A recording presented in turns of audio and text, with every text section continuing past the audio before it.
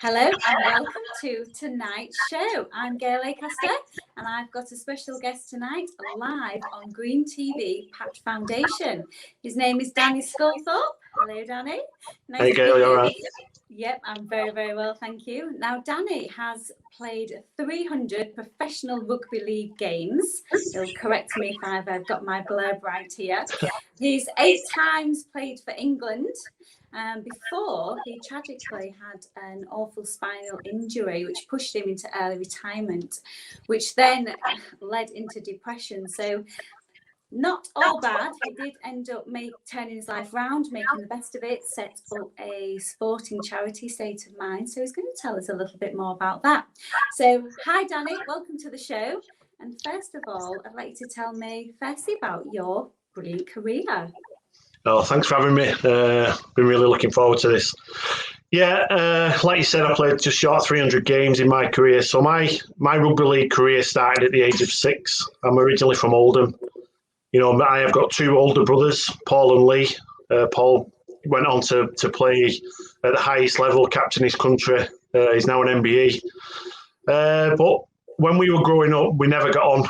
Me and Paul was always fighting with each other. You know, my mum and dad used to go to the pub on a Sunday afternoon, come back and the house was trashed up. I remember at the age of 6 and Paul was 8, my dad came in, he just said, listen, I've had enough of this. I'm going to take you down to a local new rugby league team in Oldham called Royton Tigers. That means you can go and scrap with people and get away with it. So I thought, that's superb for us. So we went down there at the age of 6 and fell in love with the game.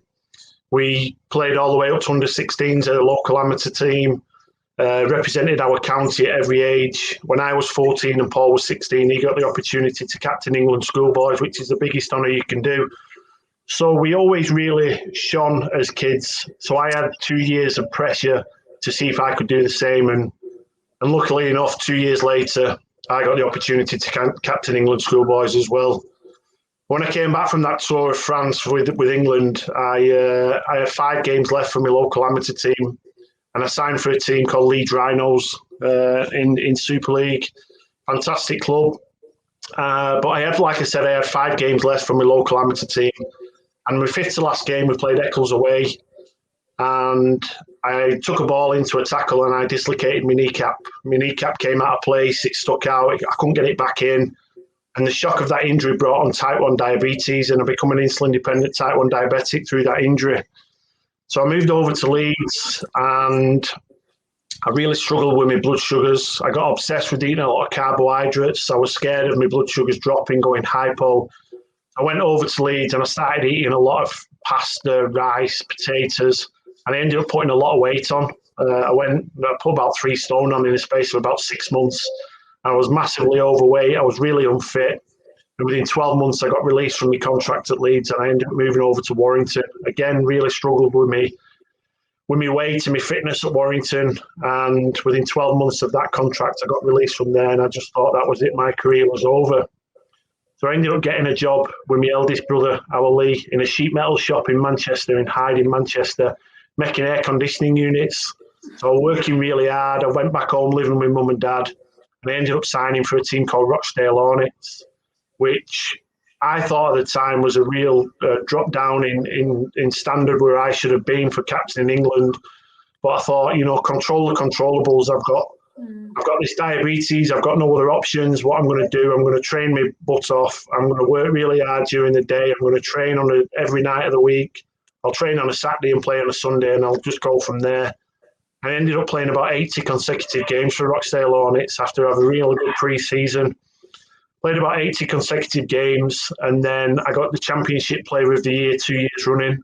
And then in 2001, all my dreams came true, and I become that full-time rugby league player. And I signed for what was classed one of the biggest rugby league clubs in the world at Wigan Warriors. And played with some outstanding players, Andy Farrell, Adrian Lamb, Chris Radlinski, Terry Newton, just to name a few. And played for 5 years for Wigan, and in that time I represented my county. Played against Yorkshire for Lancashire at the Odsal Stadium at Bradford. Played in the 2004 Challenge Cup final at the Millennium Stadium in Cardiff in front of 80,000 people in a Wigan versus St Helens derby, which I believe is the biggest derby in our sport. Wigan and St Helens towns are both connected. AD will tell you this. Both towns hate each other. The spectators hate each other. The clubs hate each other. The players hate each other even more. It was absolutely awesome. But what made it even more special for me was I was playing for Wigan and my brother Paul was captain of St Helens. So we were the first two brothers ever to play against each other in a Challenge Cup final. So you can imagine how proud my mum and dad were. First two people ever to be sat there a minute before kick-off knowing they were going to win. How good was it for them? Wow. I was also lucky enough to play for England 8 times, like you said, and captain England twice on a tour of South Africa during my time at Wigan, which was absolutely amazing. In 2006, I left Wigan. Did a year at Castleford Tigers, still living the dream, still a full-time professional. I did 3 years at Wakefield. And then in 2010, that's when I signed for Bradford Bulls, and that's when, my life came to a bit of a stop, if you like, and that's when things turned pretty sour. Which obviously was the accident. Yes. So tell me a bit about that, if you don't mind, Danny, for our viewers out there. Yeah, so me and my wife had just had 2 young children when I signed for Bradford. She was at home being a full-time mum. Life couldn't get any better for us. I'd just signed a 4-year deal at Bradford at the age of 30, so my future was secured. It took me to the end of my career. Everything was really good. Life couldn't get any better, like I said. And I remember starting pre-season training on the 1st of November, and pre-season training is all the hard work where you're getting fit for the start of the year, you're getting flogged on the field, you're getting beasted in the gym. And I remember I was 3 weeks into pre-season. I remember we'd had a field session in the morning. We'd been absolutely run ragged on the field. We'd had our dinner, and then in the afternoon at 1:30, we started a legs weight session. And I remember being about half an hour into that session, we'd done our warm-up, I'd done some bit of rowing, I'd done some cleans, some snatches, some deadlift. And I remember going over to the squat rack, and I put a heavy weight on the bar. I remember stepping back with the weight on me back of my neck. I did a squat, and I felt really, really strong. So I started doing my reps. I think I was in my 3rd rep when I did a squat and I prolapsed a disc in the bottom of my spine, my L3-4, which is quite low down in the bottom of your back. Now, when you prolapse your disc, a lot of people think your disc is moving out of place and trapping the nerve, which is completely wrong. No, what happens when you prolapse a disc is that inside every disc inside your spine, there's a soft toothpaste substance inside. When I did that squat, when it prolapsed, the disc got forced out. It formed around the disc, and within a couple of days, it had set rock hard like bone. And that's what we're trapping the sciatic nerve. I had no back pain at all. It was all sciatic in my bum, my quad, my calf, and into my foot, which meant I needed surgery. So a week after I went in for surgery, I had the disc shaved. It released the sciatic nerve. I woke up in recovery, and all the sciatic pain had gone. And I thought to myself, right, I've got 11 weeks to get myself fit for round 1. I'm going to smash rehab. I'm going to smash physiotherapy. I'm going to make sure that I'm playing with my 25 best mates before I know it. Yeah. So I went home really confident that I was going to get right for the start of the season. Unfortunately for me, 2 weeks of being at home, I woke up one morning and I was in the most unbelievable, unbearable pains that I can't even explain how bad they were. I woke up and I was in absolute agony. I was throwing up everywhere. I couldn't get out of bed. I phoned the surgeon up who did the operation. I told him, and he said, Danny, he said, with you having diabetes, there's more risk of you catching infection. It sounds like you've got some sort of infection. You need to come down and see me straight away. So my dad came over from Oldham. He picked me up in Orwell, where I was now living. He took me to the Alexander Hospital in Cheadle in Manchester. I remember hobbling through the surgeon's door. The surgeon lifted his head. He shook his head. He went, oh, Danny, he said, I don't like the look of you. He says, the pain you're in, your sickness you're showing, but your skin's got a funny colour as well. He said, sit on this wheelchair here. I'm going to take you for a blood test and I'll take you for an emergency MRI scan. So I had the blood test done. I had the scan done. He wheeled me back to his office, and I remember him saying, just wait in here, Danny, until the results come back. And I remember waiting in his office for 4 hours. The results came back to not show that I'd picked up an infection, but it showed that I'd picked up 2 massive MRSA infections in the bottom of my spine. I picked up a bone-eating infection called osteomyelitis, but I'd also caught sepsis as well, which is an infection that kills people. Obviously, it didn't kill me, but it nearly did. What it did do, though, it meant me going straight from his office. I went straight onto a ward. I didn't even have a chance to go home to see my wife, to see my kids. I went straight onto a ward and I was there for 3 months. They put me on the strongest painkillers you can be on. These are the drugs that I was taking on an hourly, daily basis. So I was drinking Oromorph liquid morphine like it was water. I was on OxyContin, a slow-acting morphine, Oxynorm, a quick-acting morphine. I was on 100 microgram fentanyl patches, which is the closest thing to heroin. And I was having shots of ketamine every 4 hours. All strong opiate drugs that people get addicted to. I ended up being on massive amounts of these drugs for nearly 9 months. And the withdrawal and the weaning off and the coming off all them drugs was just as bad as the actual injury. It was absolutely horrendous, but I managed to get through it just. After being in hospital a week, they fitted a tube through my chest called a Hickman line that went through the middle of my chest and it connected to my heart. And it used to hang down at the front here, in front of my belly. And I remember I had it in my chest for 9 months. And what they used to do was hook it up to a drip. So the antibiotics would go through the drip, through the tube, through my chest, to my heart. My heart could then flush it around my body, then it'd get to my spine quicker than if they did it through a cannula in my hand. After being in hospital 3.5 weeks, they did another MRI scan to compare it with the one that I'd had first of all, to see if these antibiotics was working. Unfortunately for me, the results of that scan were showing more and more damage. I remember the surgeon coming over to me with the results. He said, "Danny, I've got to do further surgery with the results that I've got, but I don't know what I've got to do yet until I open you up in theatre." So when the anaesthetists were knocking me out, I didn't have a clue what I was going to wake up to. I remember waking up in recovery after surgery. The surgeon was at the other side of the recovery suite talking to some nurses. As I shouted him over, I just said, "Doc, what have you done? Please give me some good news, mate. I'm 30 years of age. I'm hitting my peak. I'm playing my best rugby. I've just signed a new contract at a new club." I said, "But more than that, I've got 2 young kids and a wife that I need to look after. My wife's at home being a full-time mum. Everything that comes into our house is through me and my rugby." I remember he looked at me, he shook his head. He said, "Danny, I can't give you any good news." He said, "The damage this infection has done is so bad. I've had to remove the disc, the full disc at the L3-4 level. I've had to take the bottom part of your spine away and I've had to fuse you back with metal cages, rods and screws." Excuse me. So when I came out of hospital after them 3 months, for the next 6 months, I was having nurses coming to my house 3 times a day to give me the antibiotics, the painkillers.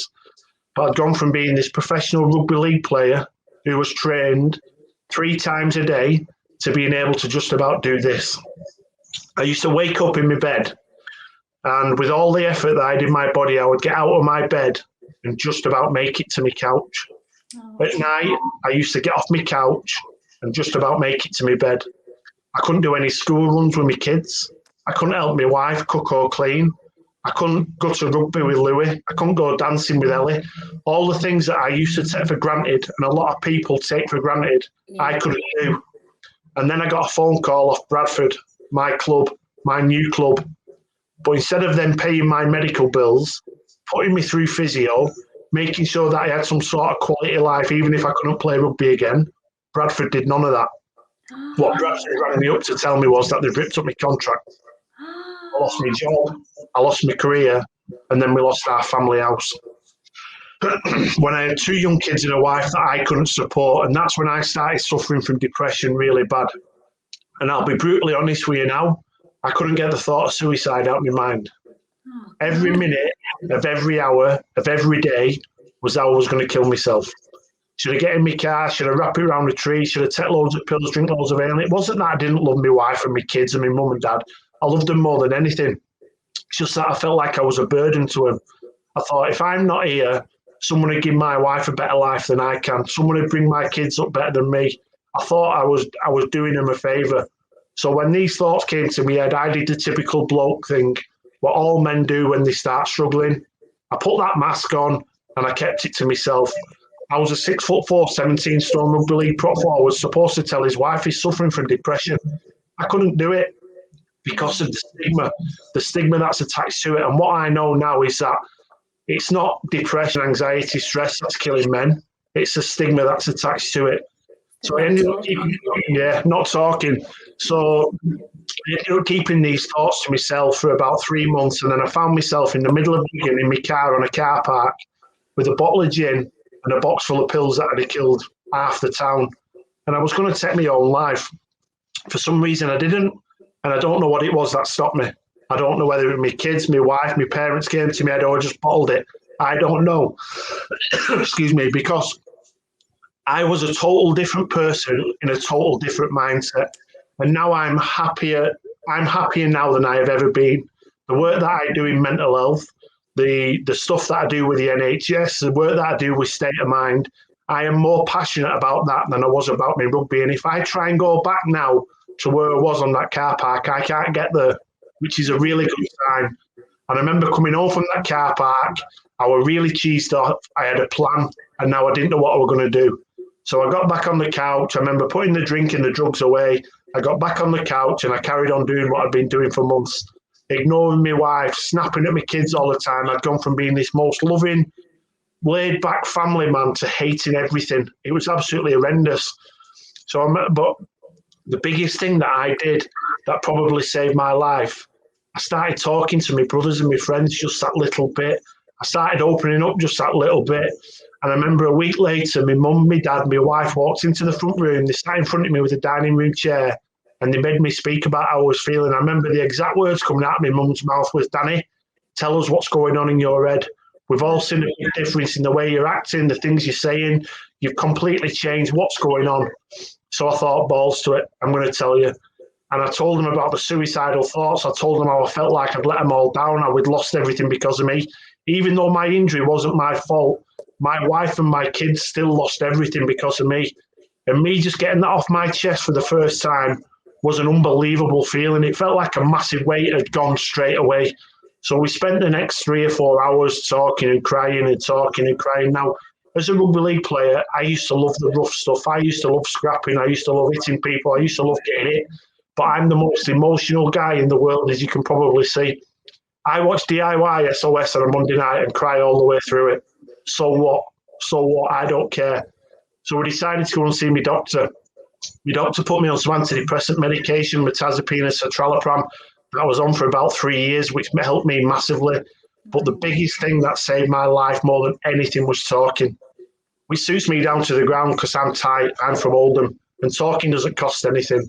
And I got talking to a counsellor from a clinic called Sporting Chance, which was set up by the Rugby Football League, and it was set up by Tony Adams, the ex-England and Arsenal captain. And I used to see my counsellor twice a week for a month. Then it went to once a week, to once a fortnight, once a month, once every 3 months. And now we just talk as friends on the phone. So, you know, when I go out with State of Mind and I do my talks and I do the keynote speeches and I do the after dinner stuff, I always try and leave people with 2 messages. I don't care if anybody doesn't remember me. I don't care if anybody knows me or anything. What I do care about is when people have listened to me speak, that they take home these 2 messages.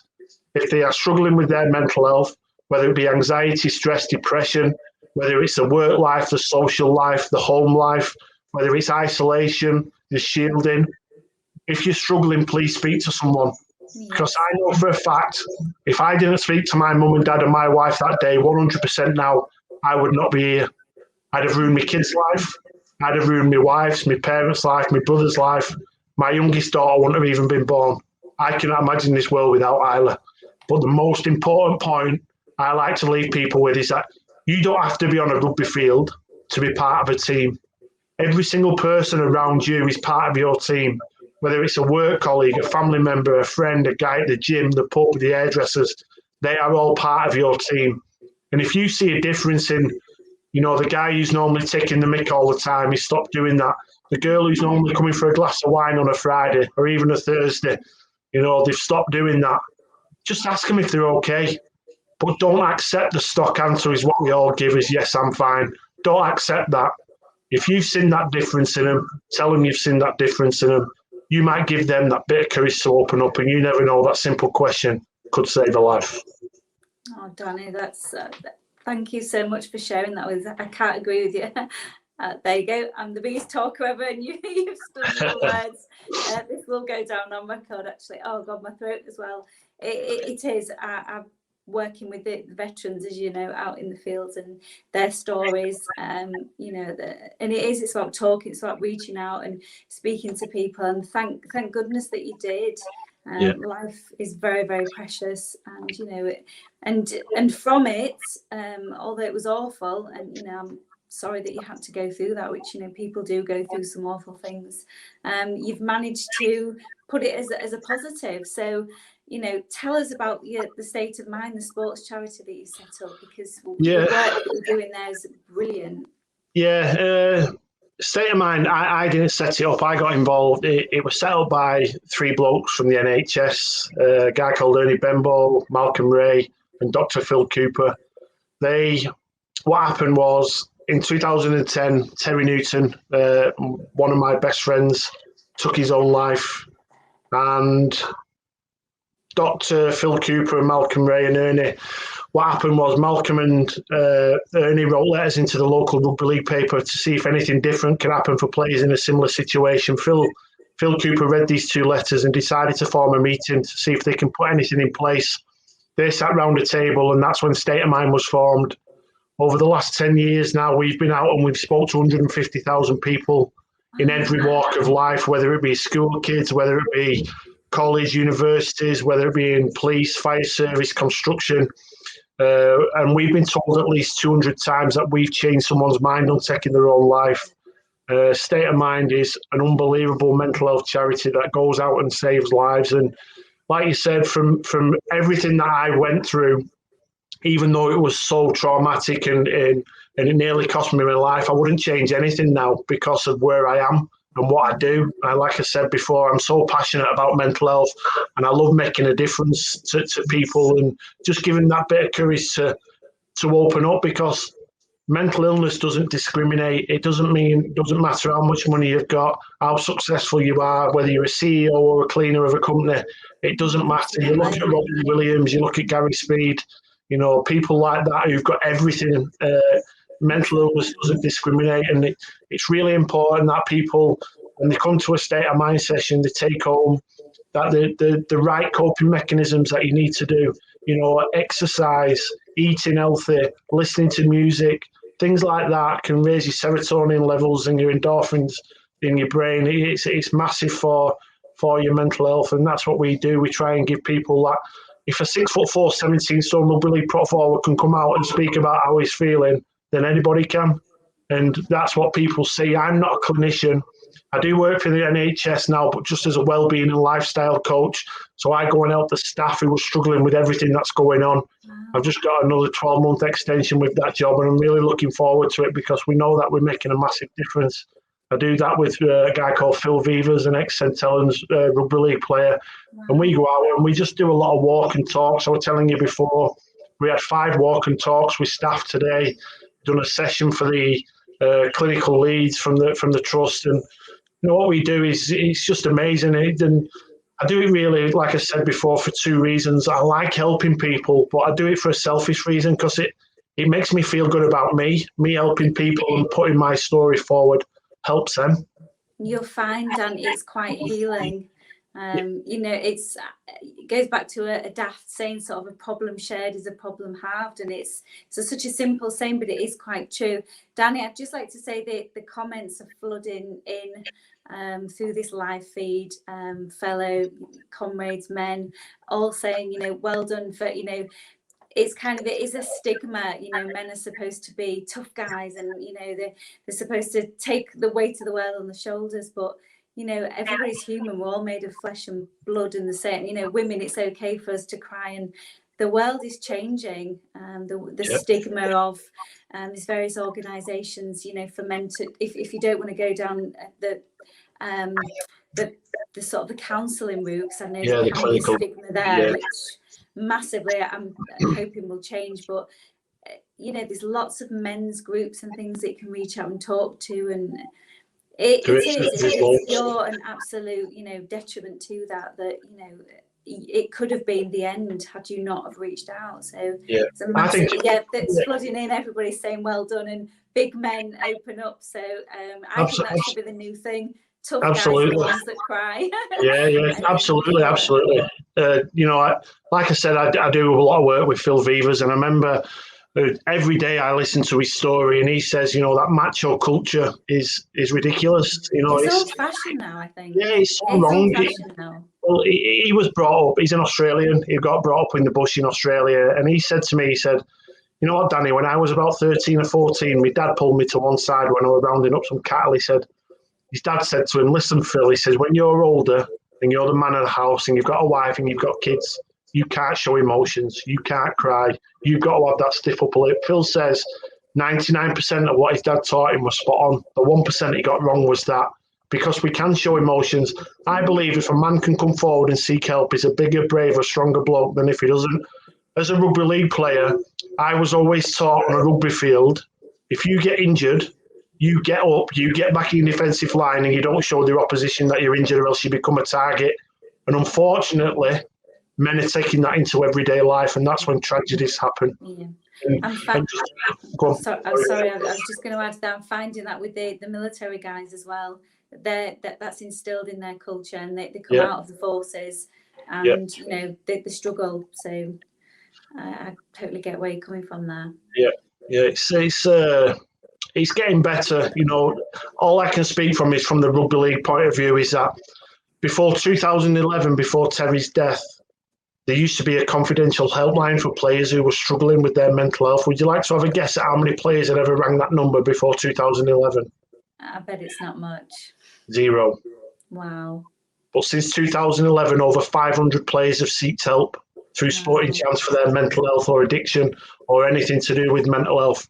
That is just like the national average of 1 in 4 people will struggle. So it shows if there's 100 people watching this or 1,000 people watching this, 250 of us could be struggling. Yeah. But I can guarantee that every single one of them 250 that are struggling will think that they're on their own, when that is far from the truth. Yeah. You know, I deliver mental health first aid.